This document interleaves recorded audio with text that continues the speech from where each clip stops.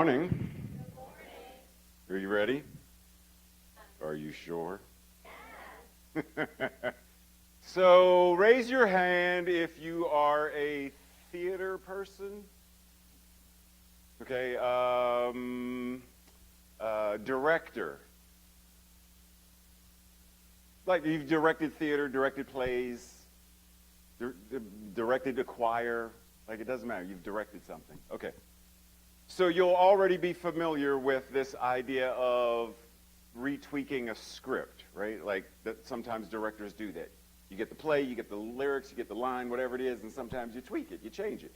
We just heard, like, the rhythm is this, but every time we play it, we modify it, we improv, and so, re-scripting things. So bear that in mind, because we're going to get to that momentarily. Question, because I always like to start. Last week's title, this week's title have what in common? What person do they have in common? Shakespeare. Today we continue Shakespearean. All the world is a stage. And we are, and there are various translations, we are merely players, we are simply players, we are but players on this grand stage of life.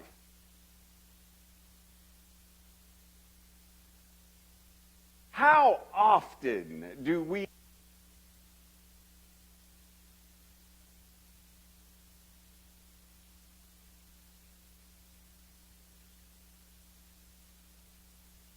brief commercial announcement.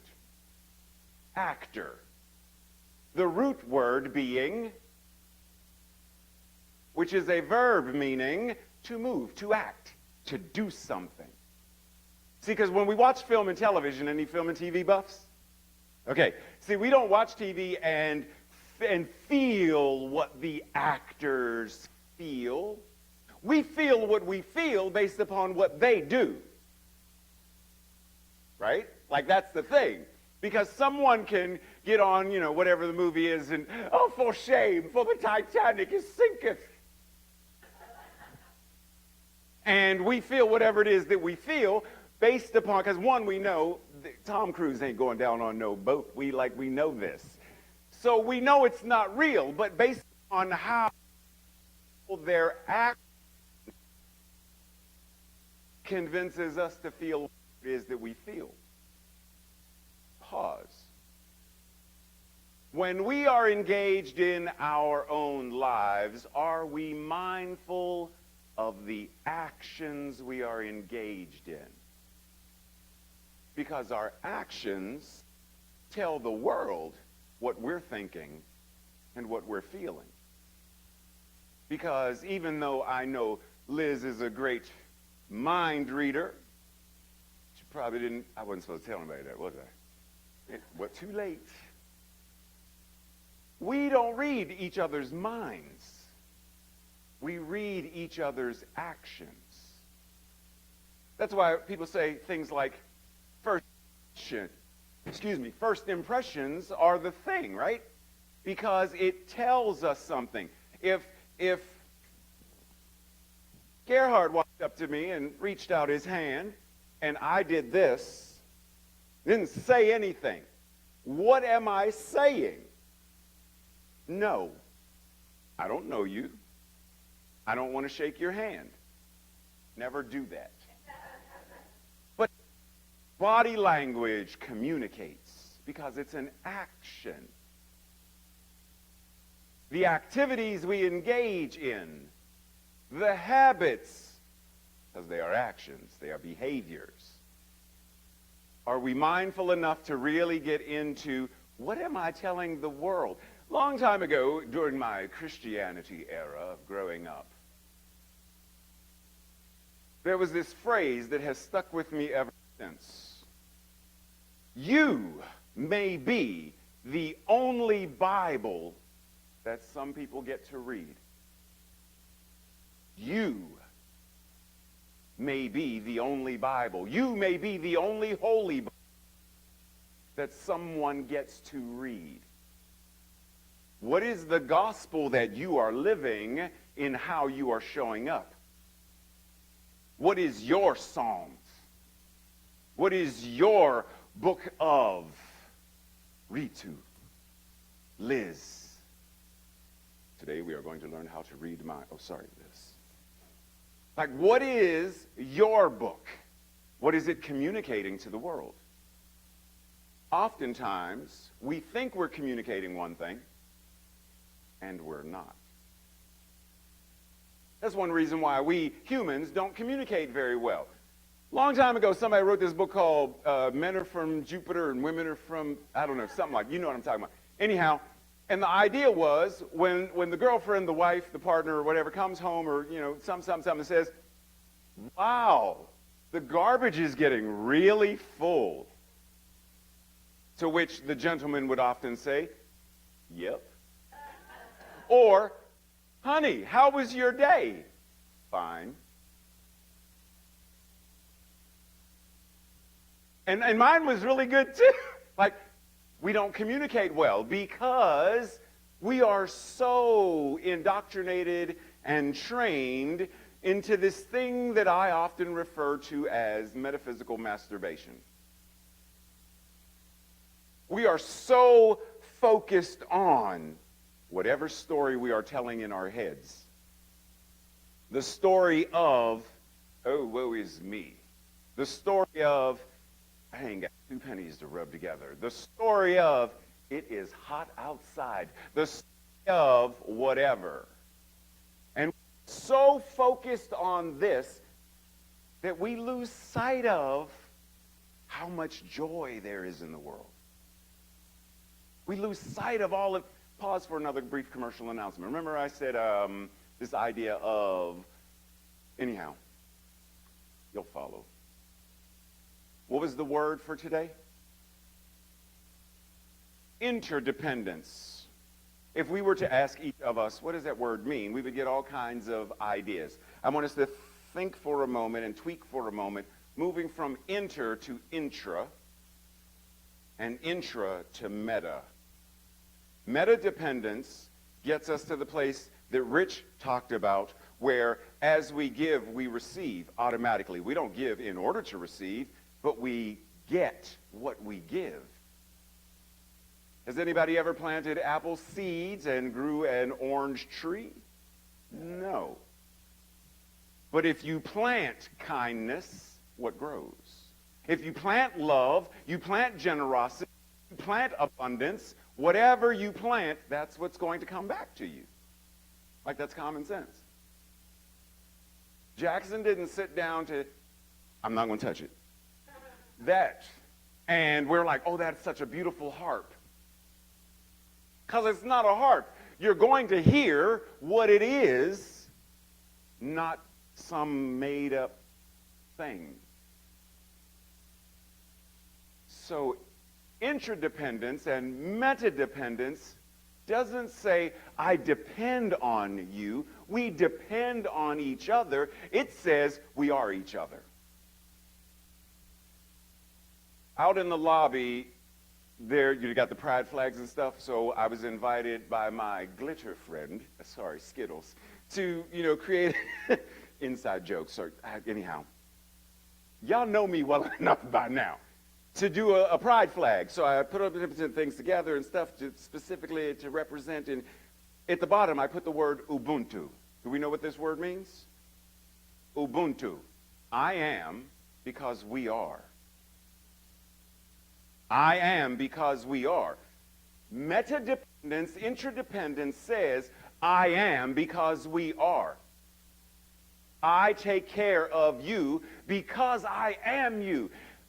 And so this happened, and God says, where is your brother? Am I my brother's keeper? Yeah, remember that story? So I've remixed it to say, I am not my brother's keeper. I am not my sister's keeper.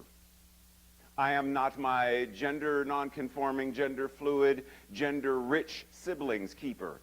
I am them, and they are me. As both Emma Lazarus said, and Fannie Lou Hamer has said, and others have said in their own way, all are free, none are. That's meta-dependence. That's number one.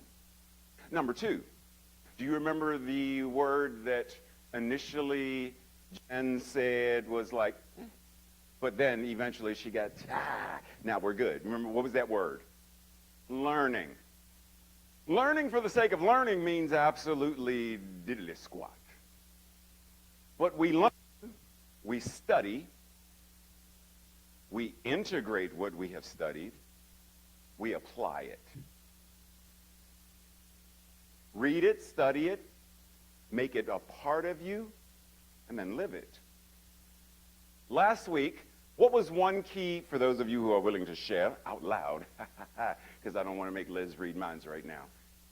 What was one key takeaway for those who were here that you got from last week's message? Don't all rush at one time. I know I'm putting you on the spot. I know.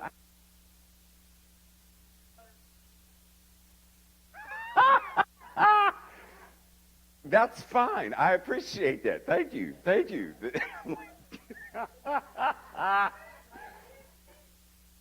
Thank you for that. Anything else? Being. Mondays are wonderful. And being. Okay. So when we talk about this idea, and we say, once again, there's linguistic convenience. So apart from linguistic convenience, because it's one thing to say, God, the core, right? But there's another side to that coin where some of us hear God with, and there's separation.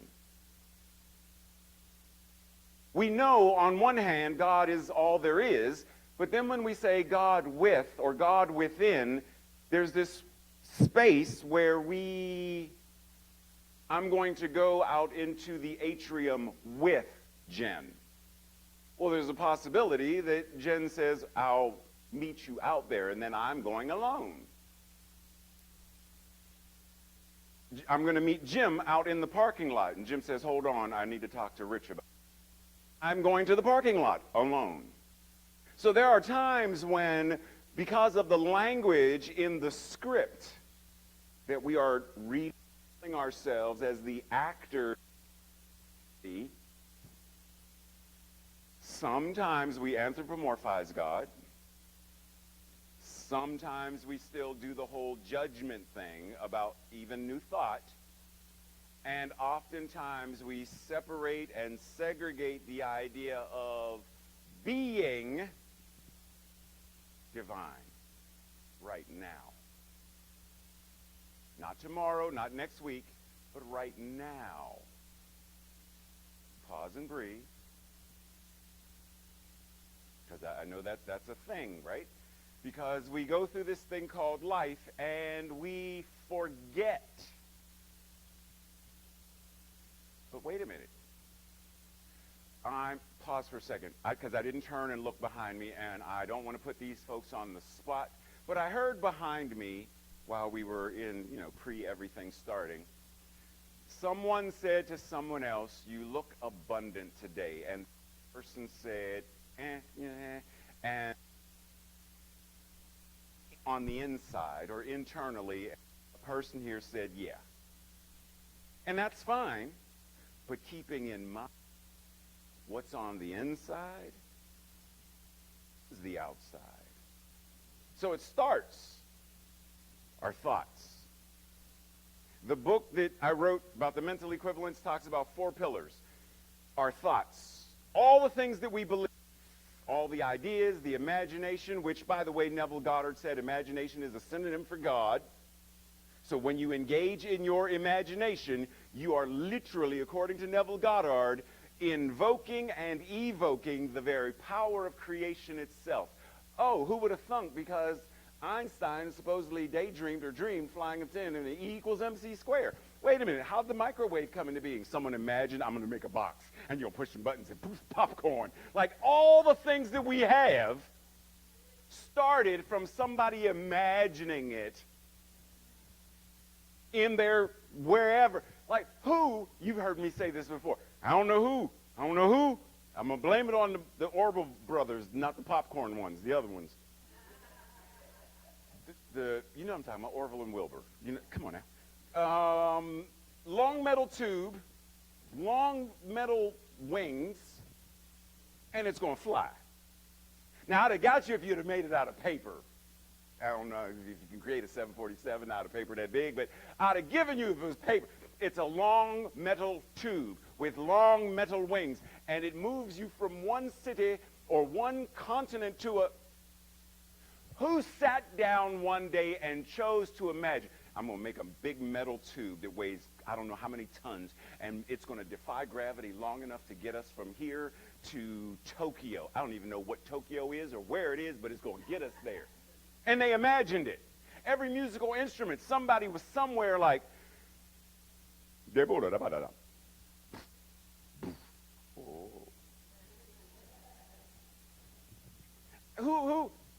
who invented this? See, but somebody somewhere was, I don't know, reading a newspaper somewhere. Well, back then it was probably a stone tablet, and they're, chilling, and they're like, wait a minute. If I take this and there you go. Now put it somewhere so Jackson can get it in 2,000 years. Everything you're wearing, somebody imagined it. So once again, imagination, the very power of God. Pillar number one, everything you think, everything you believe. Pillar number two, every way that you communicate, whether it's by word, by sign language, by text, by email, all of the ways in which you convey an idea, a thought, or something to another human being or to yourself. Because we would never call someone else directly, "You're ugly." I wanted to make sure I looked at my sister on that one because I didn't want y'all to take it personally. Tracy already knows I'm going to be used as the show and tell person. But how often do we look in the mirror and say some version of a insult to ourselves? We gained an extra pound. We got an extra gray hair growing out of our nose that shouldn't even happen. That's against nature, but it happened. I'm going to leave that alone because I'm just saying, here minus, here plus. The math ain't mathing. So we criticize ourselves, though. I'm not smart enough for that. I'm not talented enough for that. I'm not coordinated enough for that. I'm just not enough. Because of how I was raised, because of something, story time. And because of that story, which is why my sister will not watch certain kinds of movies past a certain, or certain television shows past a certain time of night, because her mind is to bed. So she'll watch Law and Order up until 8 p.m. No more Law and Order after 8, or no more whatever after 8, because I don't want that in my head. I got to go watch something funny. I got to go like Manila Gorilla or something. I got to watch some cartoons or something, because the stories matter. What story are we communicating to one another? About our lives? About one another? About our world? About our government? Are we telling a story of doom and gloom for the government, which the Bible says, by the power of your tongue, curses or blessings? And in the beginning was the Word, and the Word was God, the Word was with God, and the Word became flesh. Your words have the power to create. Your words have the power that someone who is feeling so miserable on some day, and you say something kind, and you don't even know what they're going through because you don't know their story. But your kind word was the thing that changed their entire, not just their day, but the entire course of where they were headed. Because they were headed home to sit in the garage to turn on the car with the doors closed. But your kind word reminded them you're loved and you're appreciated and you're valuable. And you changed the trajectory. What story are we telling? Number 3, our emotions and feelings. How emotionally intelligent are we to even know how to act, how to show up in this thing called the stage of life? Are we aware enough aware enough to be able to change it.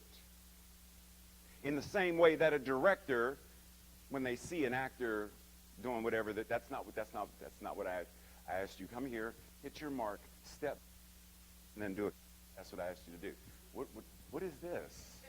That's not what I asked you to do. Like, are we aware of be able to identify what's being done, what's being felt, what's being expressed, to then recalculate it to get it to be what we actually want?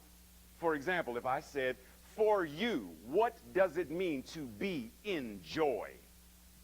Do you know? For you. I don't want to care. Merriam-Webster, I don't care. I want to know what joy is for you. What is happiness for you?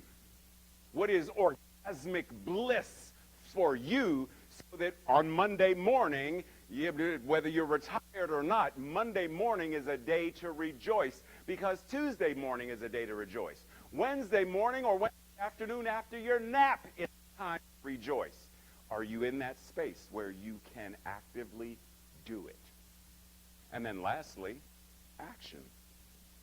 Are we living the other three pillars? Action out in the world because it's who and what we are. Or are we change us? For example, raise your hand if you're human. I didn't look because I just want to get Area 57, just saying. I want to be on the spot because the ACI might come for me. You can never use the letters in the right order because they will show up. But the ACI might show up and be like, oh, you know about Area 27. So you got to always change the numbers. No. We're all human. But how many humans act inhumanely?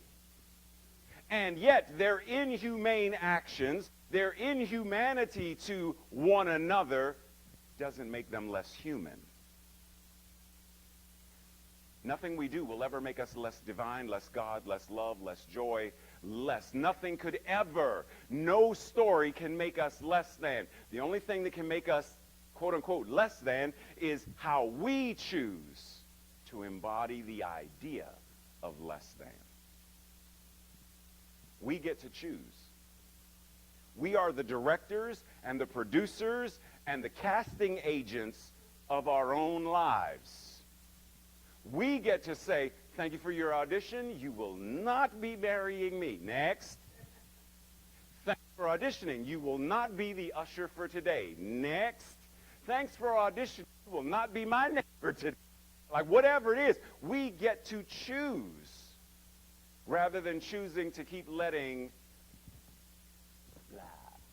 come to me and give me your neck. We don't have to keep inviting them in.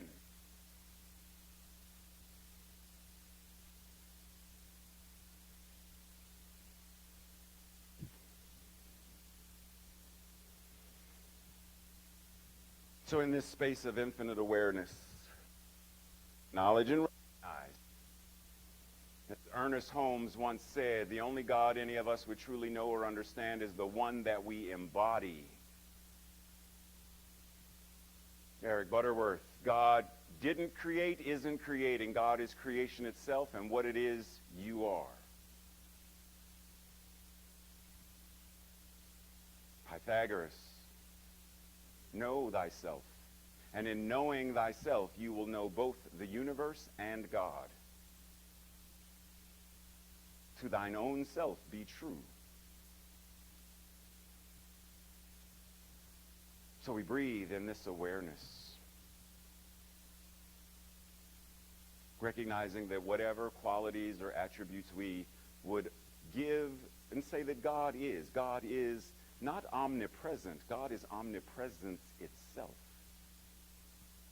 God is omnipotence itself. God is creation itself, creativity, and all of these. God is beauty itself, and what it is, each of us must be. So we breathe this recognition.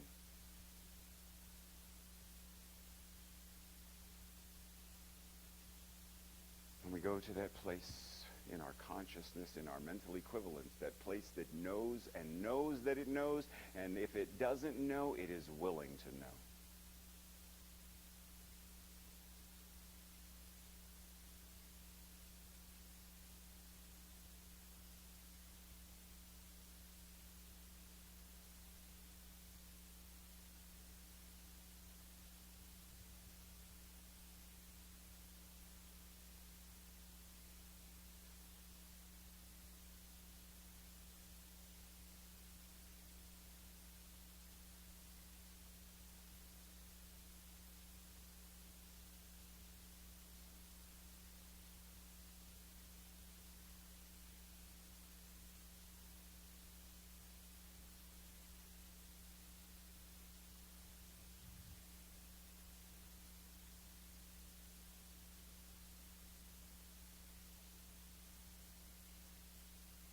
So we breathe.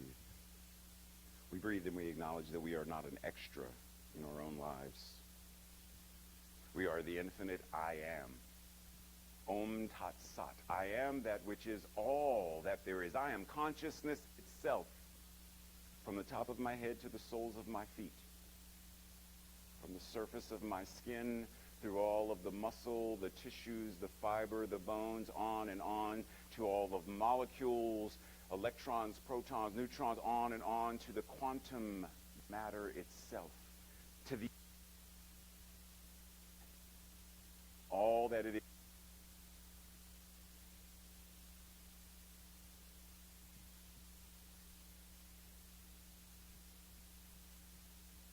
And so in this moment, we bring to our minds up whatever word in this moment that we want to embody. I am. And then in your own mind, fill in the blank. I am beautiful. I am sacred. I am talented. I am holy. I am more that which is the universe. I am love. I am light. I am the in, through, and as name, complexion, socioeconomic bracket, whatever it is.